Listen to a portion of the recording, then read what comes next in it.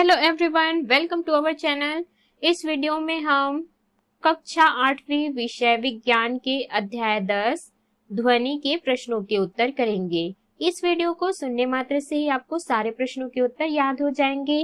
तो अगर आपने हमारे चैनल को अभी तक सब्सक्राइब नहीं किया है तो जल्दी से सब्सक्राइब कर लीजिए और इस वीडियो को लाइक कर अपने फ्रेंड्स को जरूर शेयर करें। तो चलिए शुरू करते हैं। सबसे पहले हम पाठ के मध्य में दिए गए प्रश्नोत्तर को करेंगे। इनमें इनके उत्तर दीजिएगा। सबसे पहला प्रश्न है, किसी वस्तु से ध्वनि किस कारण उत्पन्न होती है? इसका उत्तर है, किसी वस्तु से ध्वनि कंपन के कारण उत्पन्न होती है। प्रश्न दूसरा, जब साइकिल की घंटी को एक हाथ से दबाकर दूसरे हाथ से बजाते हैं तो उसकी ध्वनि स्पष्ट क्यों नहीं सुनाई पड़ती है? इसका उत्तर है, जब साइकिल की घंटी को एक हाथ से दबाकर दूसरे हाथ से बजाते हैं तो उसकी स्पष्ट ध्वनि सुनाई नहीं पड़ती है क्योंकि हाथ से दबाने से कंपन समाप्त हो जाती है। अगला है प्रश्न तीसरा, कंपन करने वाली वस्तु की आवृत्ति 20 हर्ट्ज है, इससे आप क्या समझते हैं?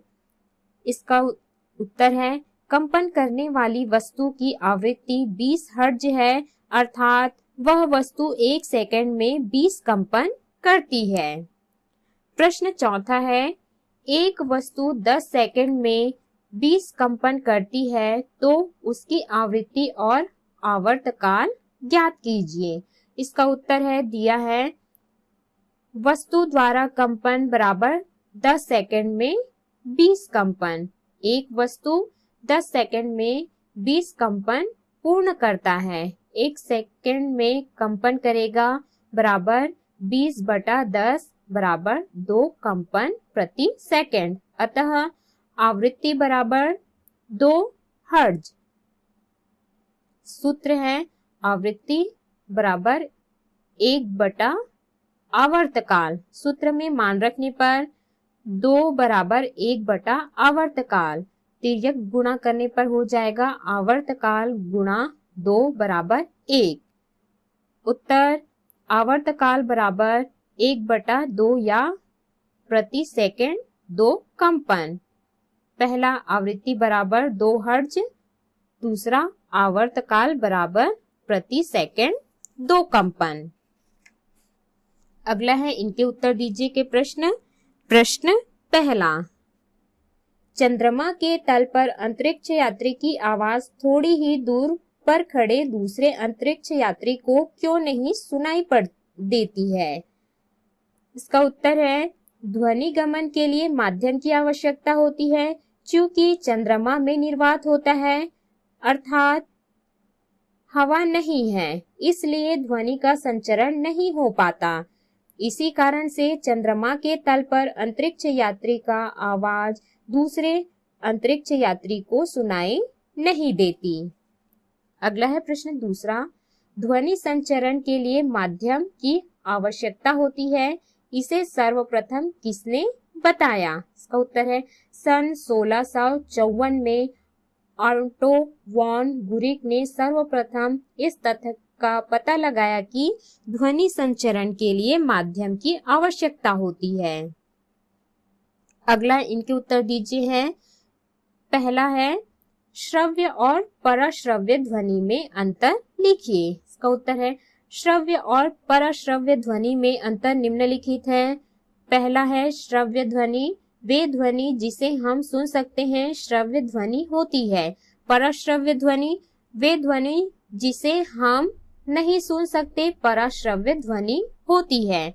दूसरा है, श्रव्य ध्वनि की आवृत्ति 20 हर्ट्ज से 20,000 हर्ट्ज तक होती है।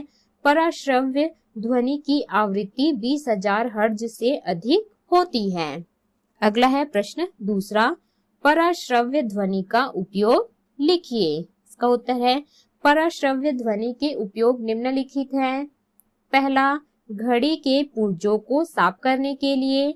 दूसरा, मोतियाबिंद के इलाज में। तीसरा, गठिया दर्द को दूर करने के लिए। चौथा, बैक्टीरिया को नष्ट करने के लिए। 5वां, मस्तिष्क के ट्यूमर के स्थान का पता लगाने के लिए। 6वां, धातुओं के भीतर की बारीक दरारों का पता लगाने में। 7वां, गुर्दे की पथरी को समाप्त करने में। अगला है प्रश्न तीसरा, सामान्य मनुष्य की श्रव्य सीमा लिखिए। इसका उत्तर है सामान्य मनुष्य की श्रव्य सीमा 20 हर्ट्ज से 20,000 हर्ट्ज के बीच होती है। अगला है, इनके उत्तर दीजिए। प्रश्न पहला, आपको अपने आवाज की प्रतिध्वनि किस स्थिति में सुनाई देगी? इसका उत्तर है जब हम किसी गहरे कुएं के भीतर की ओर मुंह करके जोर से आवाज लगाते हैं अथवा पहाड़ी पर जोर से आवाज देते हैं, तब कुछ समय पश्चात हमें वही आवाज सुनाई देती है, मानो कुएं या पहाड़ी से कोई दोहरा रहा हो। इस तरह से हमें अपने आवाज की प्रतिध्वनि सुनाई देगी। प्रश्न दूसरा है, लकड़ी, स्टील, एस्बेस्टस, कागज तथा थर्माकोल में से किनके ऊपर पड़ने वाली ध्वनि की पहला स्पष्ट प्रतिध्वनि सुनाई देगी, दूसरा प्रतिध्वनि सुनाई नहीं देगी? तो इसका उत्तर है पहला, स्टील तथा एस्बेस्टस पर पड़ने वाली ध्वनि स्पष्ट प्रतिध्वनि सुनाई देगी। दूसरा, लकड़ी, कागज तथा थर्माकोल के ऊपर पड़ने वाली ध्वनि प्रतिध्वनि सुनाई नहीं देगी। अगला है, इनके उत्तर दीजिए। प्रश्न पहला, निम्न तथा उच्च तारत्व की ध्वनियों के दो दो उदाहरण दीजिए। इसका उत्तर है पहला है निम्न तारत्व। कम तारत्व की ध्वनि की आवृत्ति निम्न होती है तथा यह मोटी सुनाई देती है। उदाहरण, पुरुषों की आवाज, शेर की दहाड़, ड्रम की आवाज। दूसरा, उच्च तारत्व। अधिक तारत्व की ध्वनि की आवृत्ति उच्च होती है, इसमें आवाज पतली निकलती है। उदाहरण, महिलाओं की आवाज, मच्छरों की भिनभिनाहट। अगला है प्रश्न दूसरा, जब वाक् तंतु तने हुए और पतले होते हैं तो किस प्रकार की ध्वनि उत्पन्न होती है? इसका उत्तर है जब वाक् तंतु तने हुए और पतले होते हैं तो उच्च आवृत्ति की ध्वनि उत्पन्न होती है तथा ढीला होने पर निम्न आवृत्ति की ध्वनि उत्पन्न होती है।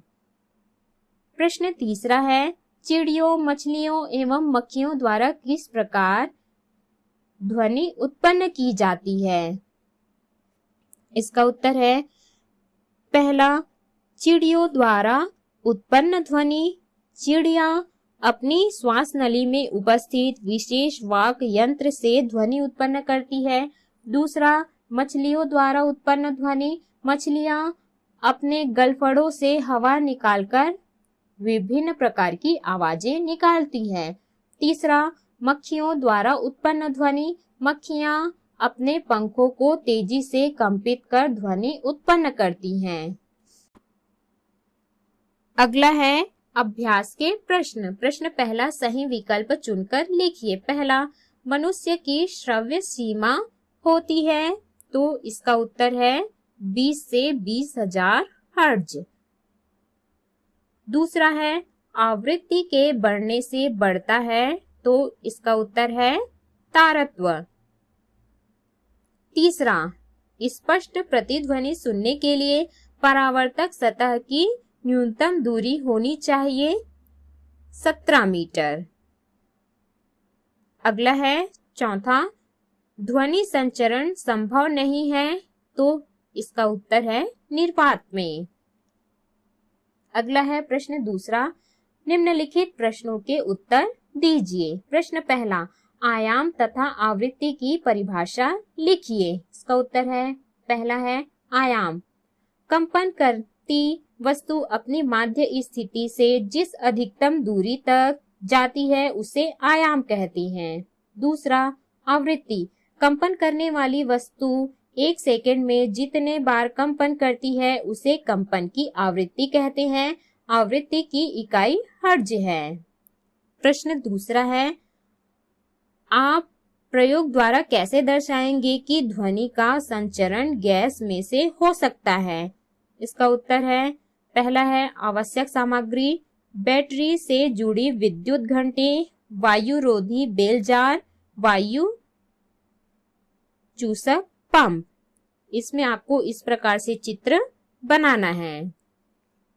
प्रयोग विधि है, बैटरी से जुड़ी विद्युत घंटी को वायुरोधी बेलजार में लटकाते हैं। अब विद्युत घंटी बजाने पर आवाज सुनाई देती है क्योंकि उसमें हवा भरी होती है।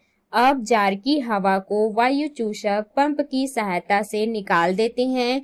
उसके बाद घंटी बजाने पर उससे आवाज नहीं आती क्योंकि हवा के निकल जाने से वह स्थान निर्वात हो गई।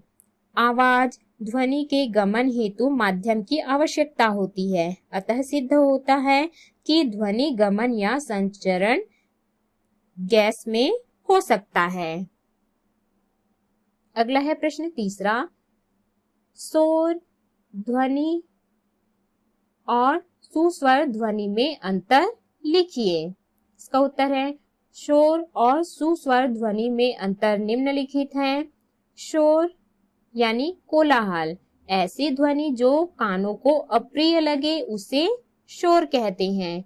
सुस्वर संगीत ध्वनि, ऐसी ध्वनि जो कर्णप्रिय हो उसे सुस्वर ध्वनि कहते हैं।